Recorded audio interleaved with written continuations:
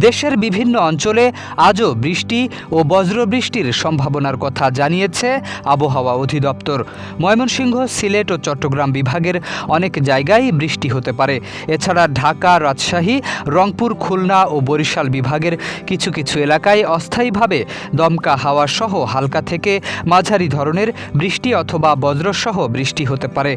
কোথাও কোথাও মাঝারি ধরনের ভারী থেকে অতি ভারী বর্ষণেরও পূর্বাভাস দিয়েছে আবহাওয়া অধিদপ্তর। এদিকে রাজধানী ঢাকা ও আশেপাশের এলাকায় আকাশ আজ আংশিক মেঘলা থেকে মেঘলা থাকতে পারে।